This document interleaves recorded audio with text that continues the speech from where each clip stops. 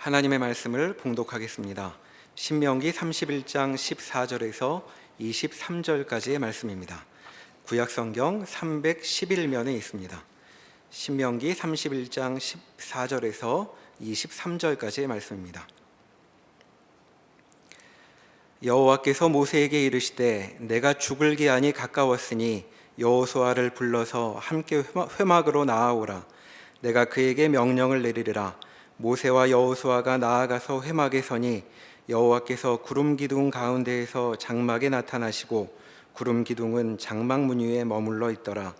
또 여호와께서 모세에게 이르시되 너는 내 조상과 함께 누우려니와 이 백성은 그 땅으로 들어가 음란히 그 땅의 이방 신들을 따르며 일어날 것이요 나를 버리고 내가 그들과 맺은 언약을 어길 것이라. 내가 그들에게 진노하여 그들을 버리며 내 얼굴을 숨겨 그들에게 보이지 않게 할 것인즉 그들이 삼킴을 당하여 허다한 재앙과 환난이 그들에게 임할 그때에 그들이 말하기를 이 재앙이 우리에게 내림은 우리 하나님이 우리 가운데에 계시지 않은 까닭이 아니냐 할 것이라.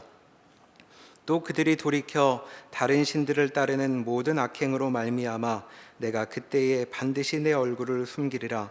그러므로 이제 너희는 이 노래를 써서 이스라엘 자손들에게 가르쳐 그들의 입으로 부르게 하여 이 노래로 나를 위하여 이스라엘 자손들에게 증거가 되게 하라. 내가 그들의 조상들에게 맹세한 바 젖과 꿀이 흐르는 땅으로 그들을 인도하여 들인 후에 그들이 먹어 배부르고 살찌면 돌이켜 다른 신들을 섬기며 나를 멸시하여 내 언약을 어기리니 그들이 수많은 재앙과 환난을 당할 때에 그들의 자손이 부르기를 잊지 아니한 이 노래가 그들 앞에 증인처럼 되리라. 나는 내가 맹세한 땅으로 그들을 인도하여 드리기 전 오늘 나는 그들이 생각하는 바를 아노라. 그러므로 모세가 그날 이 노래를 써서 이스라엘 자손들에게 가르쳤더라. 여호와께서 또 눈의 아들 여호수아에게 명령하여 이르시되 너는 이스라엘 자손들을 인도하여 내가 그들에게 맹세한 땅으로 들어가게 하리니 강하고 담대하라. 내가 너와 함께 하리라 하시니라. 아멘. 모세는 가나안 땅에 들어가지 못합니다. 가데스 바네아에서 이스라엘 백성들이 마실 물이 없자 모세를 찾아와 원망하고 불평할 때에 하나님은 반석에서 물을 내어 마시게 하라는 말씀을 주십니다. 그러나 이스라엘 백성들의 반복된 불평과 원망에서 인내의 한계를 느꼈던 모세는 반역한 너희여 들으라. 내가 너희에게 이 반석에서 물을 내랴. 이렇게 외치면서 반석을 2번 내리쳐 물을 내어 마시게 합니다.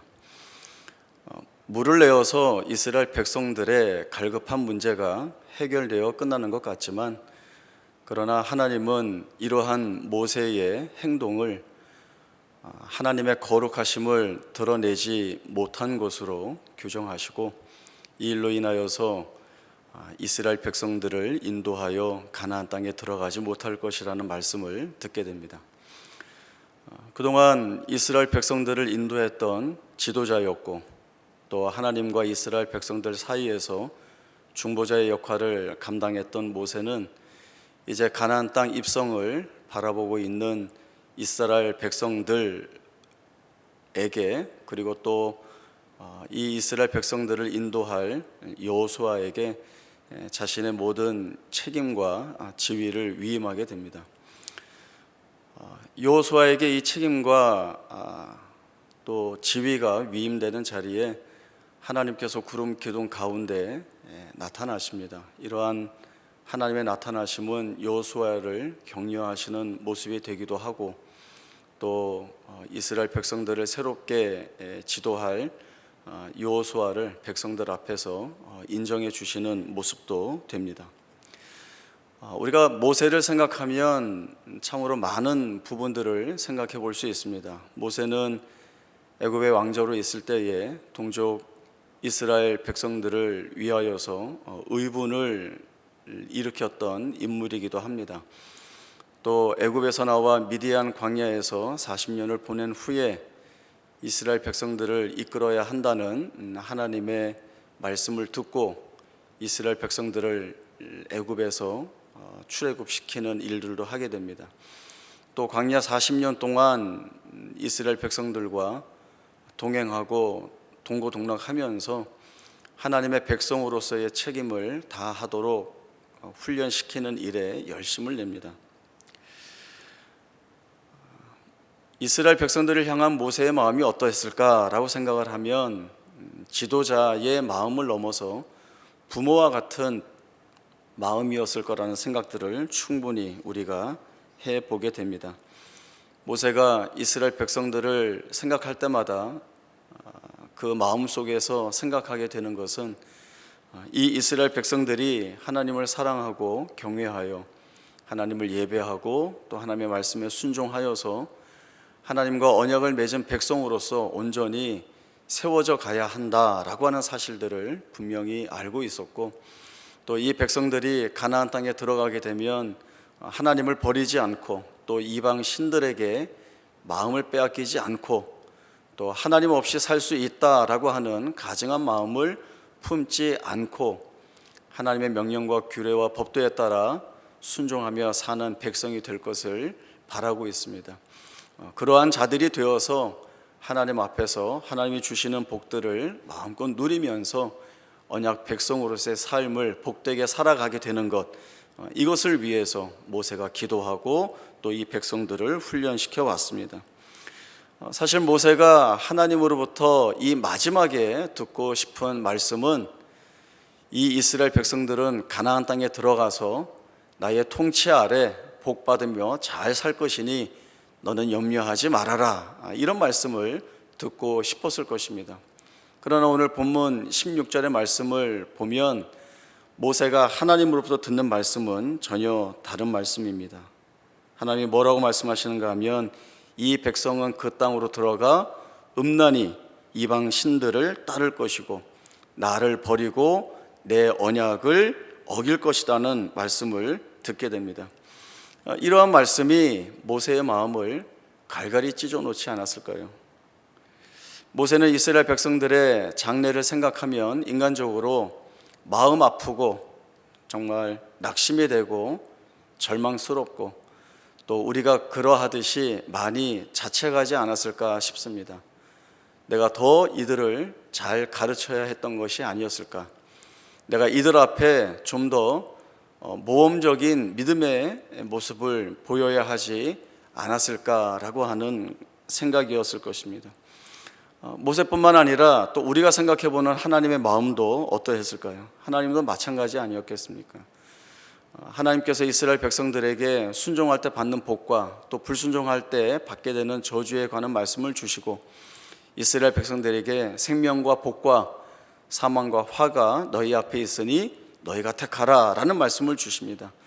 물론 이 선택에 따라 결과가 많이 달라질 것이라는 말씀을 주시지만 선택을 하나님이 이스라엘 백성들에게 전적인 내용으로 요구하시기보다는 하나님의 언약 백성인 이들이 하나님 앞에서 하나님 말씀에 순종하고 그리하여 하나님이 주시기로 약속한 생명과 복된 자리로 나올 것을 강하게 권면하는 내용으로 주고 있는 말씀으로 봐야 하는 것입니다. 하나님이 늘 이스라엘 백성들에게 말씀하셨듯이 하나님이 원하시는 것은 내 백성과 내가 함께 하는 것입니다. 내가 부르는 자리로 하나님의 백성이 찾아 나오고 그리고 하나님의 백성이 하나님의 백성으로서 하나님과 즐거이 교제하는 것, 이것이 이스라엘 백성들을 향하여서 하나님이 가지고 계시는 전적인 마음입니다. 그러나 이 이스라엘 백성들이 하나님의 이러한 마음을 외면하고 하나님의 백성된 자리를 떠나는 곳으로 자신들의 결정을 갖게 됩니다. 오늘 말씀을 보면 하나님은 이러한 결정을 내린 이스라엘 백성들을 징계하시고 심판하시기로 결정하십니다. 그것도 아주 혹독한 심판을 하겠다는 말씀을 주십니다. 그들을 버릴 것이다. 내 얼굴을 숨길 것이다. 그들이 허다한 재앙과 환난 가운데 처하게 될 것이다 라고 하는 말씀을 주십니다. 하나님이 주신 이러한 말씀들은 이스라엘의 역사에서 그대로 다 성취됩니다. 하나님이 정말 그들을 버리시고 하나님의 얼굴을 숨기시고 이스라엘 백성들은 허다한 재앙과 환난 가운데에서 아주 많은 고통과 시련과 환난을 겪게 됩니다. 이스라엘 백성들은 하나님의 백성이기 때문에 하나님께서 얼굴을 숨기시는 것 자체가 이 백성에게 내려지는 진노 중에 진노가 됩니다. 하나님이 얼굴을 숨기시면 나타나는 결과들이 이런 것들이 있습니다. 시편 13편 1절에서 6절까지의 말씀 함께 찾아보겠습니다.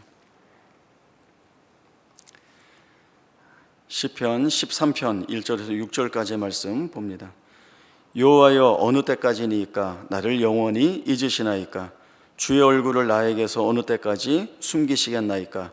나의 영혼이 번민하고 종일토록 마음에 근심하기를 어느 때까지 하오며 내 원수가 나를 치며 자랑하기를 어느 때까지 하리이까?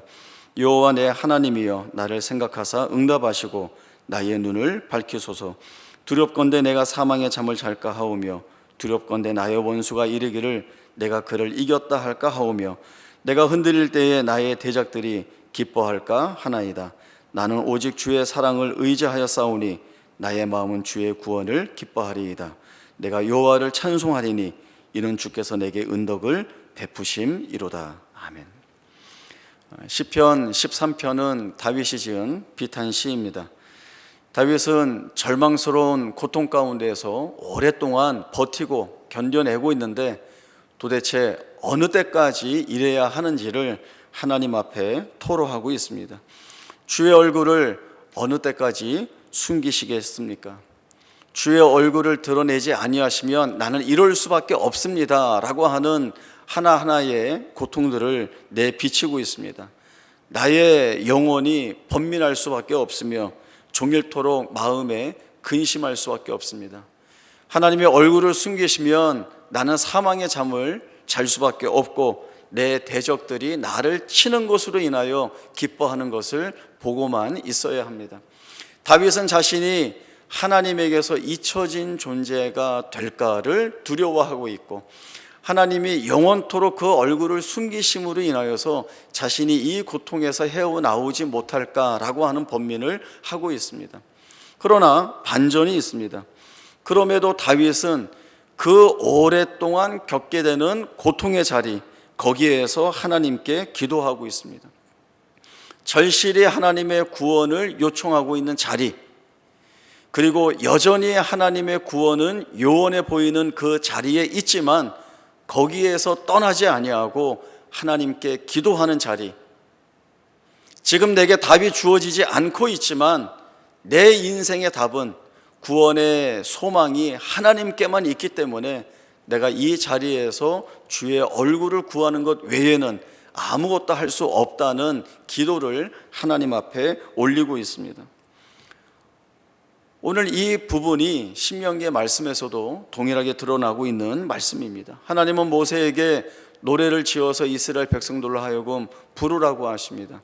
이 노래가 드러내는 내용은 궁극적으로 하나님이 이스라엘 백성들에게 어떤 하나님이셨으며 그 하나님이 이스라엘 백성들을 어떻게 이끌어 오셨고 너희의 불순종과 너희의 원망과 또 너희의 하나님의 버림에 대한 벌들이 무엇으로 주어지지만 그러나 그 마지막의 결과를 하나님이 어떻게 만들어 내시는지를 증언하는 하나의 증거로 노래하라고 말씀을 주시고 있습니다. 하나님은 이스라엘 백성들이 가나안 땅에 들어가서 배부르고 살쪄서 그때에 하나님을 버리고 이방 신들을 따를 것을 알고 계셨습니다. 이스라엘 백성들의 타락을 하나님이 예정하셨다는 뜻이 아니라 하나님을 버리고 간 자들의 타락의 결과가 어떠할 것임을 하나님이 알고 계셨다는 뜻입니다. 그리고 결국 그 하나님을 버린 자들이 받아야 되는 진노의 심판의 내용, 그리고 그것으로 인하여서 재앙과 환난을 겪어야 되는 일들, 그러나 그 속에서도 하나님이 자기 백성을 위하여 버리지 아니하시는 뜻이 무엇인가를 보게 하십니다. 다음 설교에서도 모세의 노래에 관한 말씀을 살펴보겠지만 오늘은 몇 군데의 말씀을 좀 끊어서 찾아보도록 하겠습니다. 신명기 32장 1절에서 6절까지의 말씀을 먼저 보겠습니다. 신명기 32장 1절에서 6절입니다. 하늘이여 귀를 기울이라. 내가 말하리라. 땅은 내 입의 말을 들을지어다. 내 교훈은 비처럼 내리고 내 말은 이슬처럼 맺히나니 연한 풀 위에 가는 비 같고 채소 위에 단비 같도다. 내가 여호와 이름을 전파하리니 너희는 우리 하나님께 위엄을 돌릴지어다. 그는 반석이시니 그가 하신 일이 완전하고 그의 모든 길이 정의롭고 진실하고 거짓이 없으신 하나님이시니 공의로우시고 바르시도다. 그들이 여호와를 향하여 악을 행하니 하나님의 자녀가 아니요 흠이 없고 삐뚤어진 세대로다. 어리석고 지혜 없는 백성아, 여호와께 이같이 보답하느냐? 그는 내 아버지시요 너를 지으시니가 아니시냐? 그가 너를 만드시고 너를 세우셨도다. 9절부터 12절까지 말씀 봅니다. 여호와의 분깃은 자기 백성이라. 야곱은 그가 택하신 기업이로다. 여호와께서 그를 황무지에서 짐승이 부르짖는 광야에서 만나시고 호위하시며 보호하시며 자기의 눈동자같이 지키셨도다. 마치 독수리가 자기의 보금자리를 어지럽게 하며 자기의 새끼 위에 너풀거리며 그의 날개를 펴서 새끼를 받으며 그의 날개 위에 그것을 엎는 것 같이 여호와께서 홀로 그를 인도하셨고 그와 함께한 다른 신이 없었도다. 15절부터 17절입니다. 그런데 여수론이 기름짐에 발로 찼도다. 내가 살찌고 비대하고 윤택함에 자기를 지으신 하나님을 버리고 자기를 구원하신 반석을 없인 여겼도다. 그들이 다른 신으로 그의 질투를 일으키며 가증한 곳으로 그의 진노를 격발하였도다. 그들은 하나님께 제사하지 아니하고 귀신들에게 하였으니 곧 그들이 알지 못하던 신들, 근래에 들어온 새로운 신들, 너희의 조상들이 두려워하지 아니하던 것들이로다. 39절에서 43절입니다. 이제는 나 곧 내가 그인 줄 알라. 나 외에는 신이 없도다. 나는 죽이기도 하며 살리기도 하며 상하게도 하며 낫게도 하나니 내 손에서 능히 빼앗을 자가 없도다. 이는 내가 하늘을 향하여 내 손을 들고 말하기를 내가 영원히 살리라 하였노라. 내가 내 번쩍이는 칼을 갈며 내 손이 정의를 붙들고 내 대적들에게 복수하며 나를 미워하는 자들에게 보응할 것이라. 내 화살이 피에 취하게 하고 내 칼이 그 고기를 삼키게 하리니 곧 피살자와 포로된 자의 피요 대적의 우두머리의 머리로다. 너희 민족들아 주의 백성과 즐거워하라. 주께서 그 종들의 피를 갚으사 그 대적들에게 복수하시고 자기 땅과 자기 백성을 위하여 속죄하시리로다. 아멘. 하나님이 가혹하시고 혹독하게 이스라엘 백성들을 나무라십니다. 용서하지 않겠다 말씀하시고 무섭게 몰아붙이십니다. 그래서 이렇게 가혹하고 혹독하게 징계하셔서 무엇을 하시겠는가라고 하는 질문이 여기에서 나오게 됩니다. 징계라고 하는 것이 무엇입니까? 겉으로 볼 때 징계는 힘겹고 어려운 것들입니다. 받지 않았으면 좋겠고 왔어도 가벼웠으면 좋겠고 처음부터 없었으면 그냥 지나갔으면 좋겠다라고 생각할 것이 바로 이 징계입니다. 그러나 징계가 주어졌다라고 하면 그것은 다시 회복시키기 위한 첫 단추요, 첫 걸음이라는 의미가 그 안에 담겨져 있습니다. 회복이라고 하는 것은 무엇입니까? 회복이라고 하는 것은 잘못했어도 용서하여 처음에 있던 자리로 다시 돌려놓겠다라고 하는 것입니다. 하나님이 이스라엘 백성들의 불순종과 또 하나님을 버리고 이방신들을 섬기는 것, 또 하나님의 언약을 어기는 이것들로 인하여서 진노하시고 심판하시겠다, 망하게 하고 죽도록 내버려 두겠다라고 한다면 말 그대로 그냥 내버려 두면 됩니다. 하나님 없이 사는 길을 가도록 내버려 두면 되고 하나님을 하나님으로 붙들지 않고 사는 삶을 살도록 내버려 두면 됩니다. 그러면 저절로 알아서 망하게 됩니다. 그것이 그들에게 진노요 심판이 될 수 있습니다. 징계한다고 진노하고 무섭게 몰아붙이고 그들이 죽는 자리에 버려지는 자리에 가는 것들을 일일이 다 간섭할 이유가 없습니다. 그러나 하나님이 지금 무엇을 하고 계십니까? 무섭게 몰아붙이는 징계를 쏟아내고 계시고, 그리고 끝나지 않을 것 같은 진노를 붓고 계시고, 또 망해야만 끝날 것 같은 두려운 심판 가운데 이 이스라엘 백성들을 가두고 계십니다.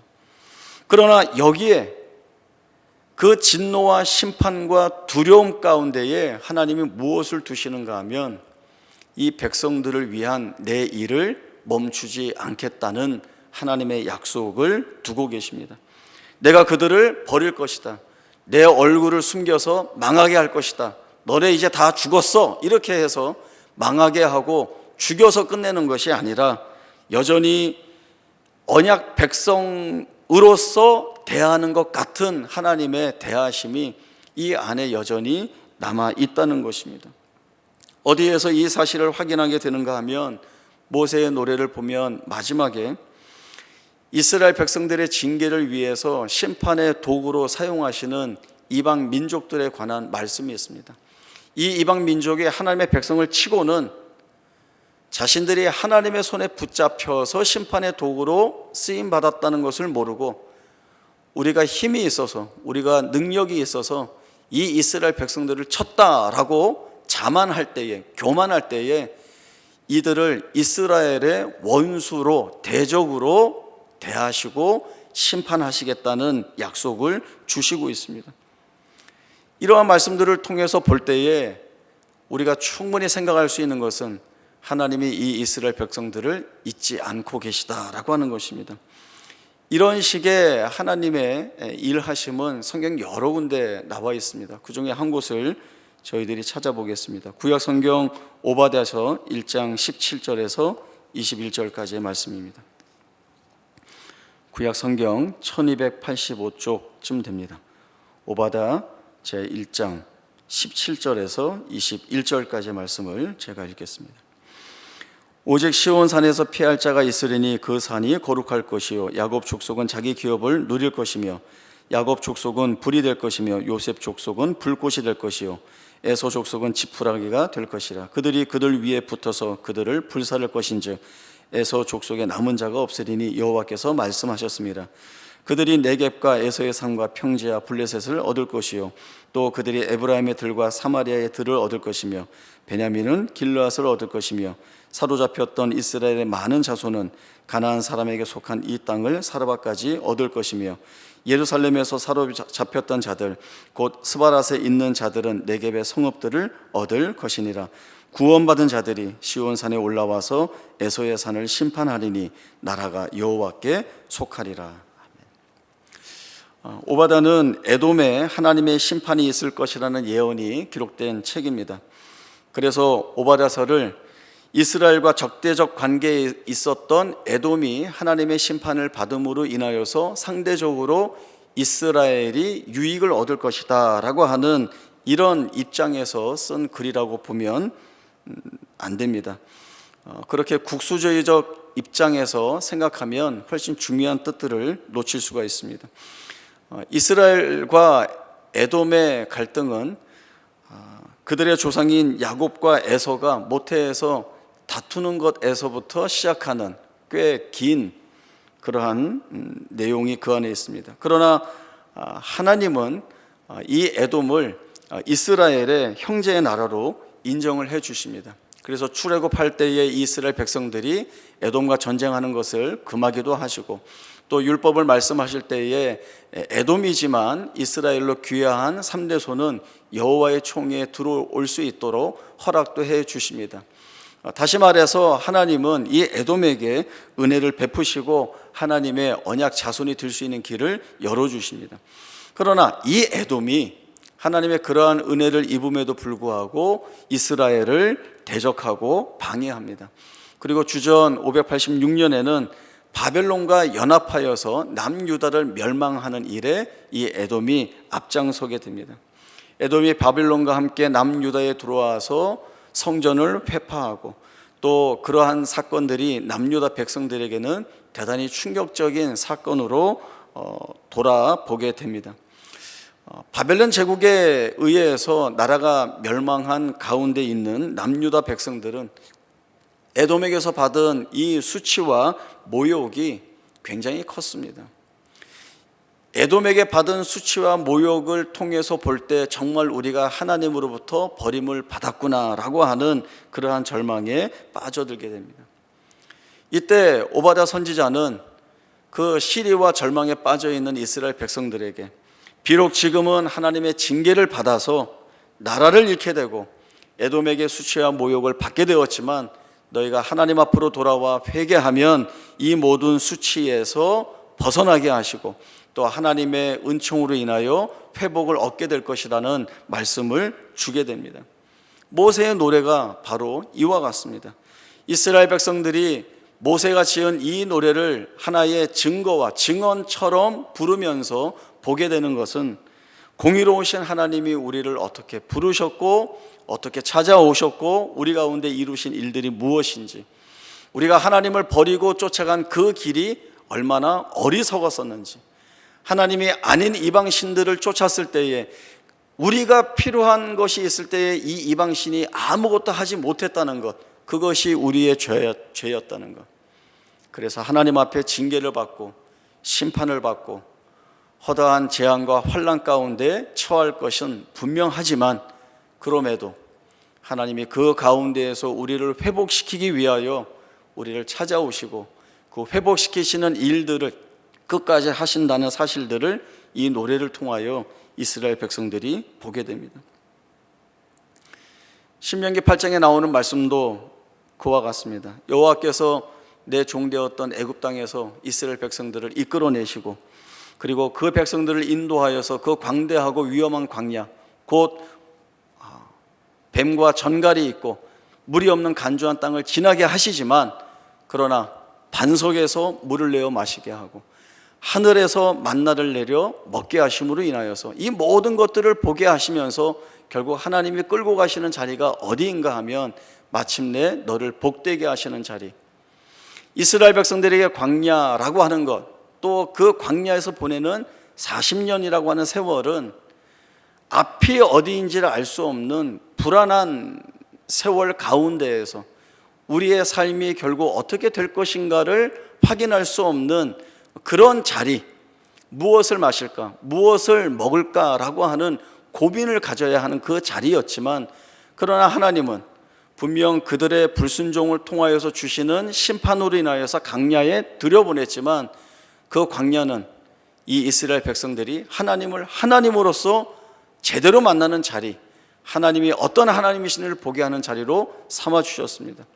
반석에서 물을 내어 마실 수 있도록 하시고 그들이 직접 농사를 짓지 않았지만 그들의 손으로 먹을 것을 구하지 않았지만 하늘에서 먹을 것을 내려주셔서 그들의 생명이 하나님으로부터 공급되는 것으로 인하여 산다는 것들을 똑똑히 보게 하시는 자리가 바로 이 광야였던 것입니다.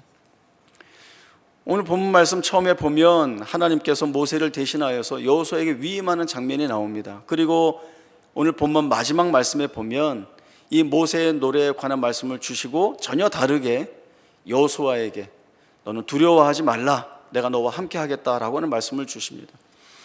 진노와 심판과 징계의 말씀을 받고 있는 이 이스라엘 백성들이지만 모세를 이어서 여호수아를 통하여서 이 백성을 가나안 땅에 불러들이시는 일들을 멈추지 않고 하시겠다라고 하는 하나님의 이 말씀은 가나안 땅에만 들여보내는 것으로 하나님의 책임, 하나님이 하실 일을 다 했다는 것으로 끝내시지 않는다는 것을 여실히 보여주는 증거가 됩니다. 하나님의 가나안 땅에 들여보내는 것을 끝내지 않겠다 말씀하시는 것은 무엇입니까? 그 다음도 하나님이 이끌어 가시겠다라고 하는 의지와 그 뜻이 이 안에 담겨져 있는 것입니다. 올 한 해 우리가 살았던 날들을 한번 돌아보시기 바랍니다. 우리 장로님 기도해 주셨지만 코로나 때문에 얼마나 많은 것들이 변했습니까? 코로나 때문에 우리가 얼마나 많은 어려움을 겪어왔습니까? 내년이 어떻게 될까라고 하는 불안도 여전히 남아있고 그래서 무엇을 해야 하는 염려도 남아있습니다. 불투명하고 불안합니다. 이 모든 것들이 우리를 꼼짝하지 못하게 만들고 있습니다. 세상이 이러한 속에서 약속하고 소망하게 하는 것들이 있지만 그것들마저도 우리를 책임질 수 없다는 것들을 보게 합니다. 결국 우리는 무슨 이야기를 할 수 있습니까? 우리가 할 수 있는 것이 아무것도 없다라고 하는 거죠. 우리가 할 수 있는 것이 아무것도 없다라고 하는 것은 우리 편에서 보면 낙심하고 절망하는 표현이 되겠지만, 우리가 할 수 있는 것이 아무것도 없다라고 하는 이것을 하나님 편에서 보면 너희가 할 수 없으니 내가 해야 하지 않겠느냐라고 하는 말씀으로 볼 수가 있습니다. 우리가 할 수 있는 것이 아무것도 없는 것이 돌아보면 우리에게 은혜라고 하는 것들을 생각해 볼 수 있습니다. 하나님이 하신다는 것이 우리에겐 복이라고 하는 것들을 생각해 볼 수 있습니다. 우리가 무엇을 해야 하는 자리에서 할 수 없는 것 때문에 절망하는 그 자리가 하나님이 우리를 위하여서 무언가를 하시는 자리로 삼고 있다라고 하는 이 사실을 바라볼 수 있는 것이 오늘 이 시간 우리에게 가장 필요한 것들입니다. 저는 취미로 가끔 그 비행기 프라모델을 조립하는 걸 합니다. 여러 비행기 기종을 만들어 보곤 하는데, 그런데도 어떤 기종을 만들 때에는 이건 뭐지? 라고 하는 것들이 있습니다. 이제 만드는 순서는 그 매뉴얼을 보고 그 부품에 붙어 있는 번호를 하나하나 조립하면서 이렇게 한 덩어리씩 만드는 겁니다. 이렇게 만들면서도 계속 머릿속에는 이거 뭐지? 이거 어디에 들어가는 거지? 라고 하는 그러한 생각이 있는데, 매뉴얼에 나와 있으니까 그렇게 만들어 갑니다. 한 덩어리 만들어 놨는데 이게 뭔지 모르겠는데, 점점 더 한 덩어리가 다른 한 덩어리와 결합이 되어서 어떤 모양을 만들어내면 이게 이 부분이구나 하는 것들을 아주 어렴풋하게나마 보게 되는 때가 있습니다. 좀 더 만들어 가다 보면 이제 골격이 만들어지고 그 안에 들어가는 부품이 만들어져서 결합이 되면서 이렇게 모양을 갖추게 되고 나서야 이게 이거였구나라고 하는 생각을 하게 됩니다. 그러면서도 여전히 마음속엔 그게 있습니다. 내가 왜 이걸 몰랐지라고 하는 거죠. 만들어져 가는 것들을 보면서도 모르는데, 그러나 그 과정은 되어 가고 있는 과정이었습니다. 우리가 우리의 삶에 불행하고 또 어떻게 보면 불운하고 또 겪지 않아야 될 일을 겪는 것으로 인하여서 속상하는 일들이 많겠지만, 그러나 그래서 거기가 불행하고 불운하고 속상한 것으로 끝나는 것이 아니라 거기에서 하나님이 하실 일들을 하고 계시고, 하나님이 하고 계시는 일들은 우리를 위하여 하고 계시는 일들이라는 것, 그것이 어느 때에는 징계로 다가오고 어느 때에는 고통으로 다가오지만 그 모든 것들이 하나님이 우리를 위하여 하고 계시는 일들이라고 하는 것들을 분명히 볼 수 있습니다.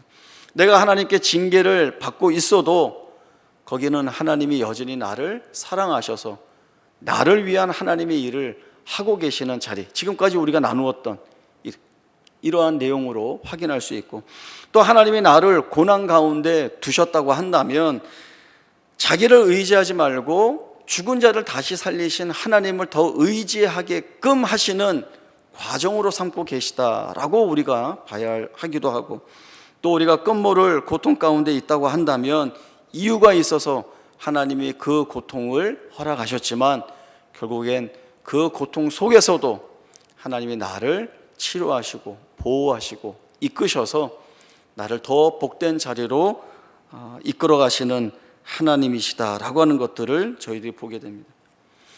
이스라엘 백성들의 반역, 불순종, 실패가 있었지만 그 모든 것들이 이스라엘 백성들을 하나님에게서 끊어내는 것들이 되지 못합니다. 그 이유는 하나님이 이스라엘 백성들을 놓지 않고 계시기 때문입니다.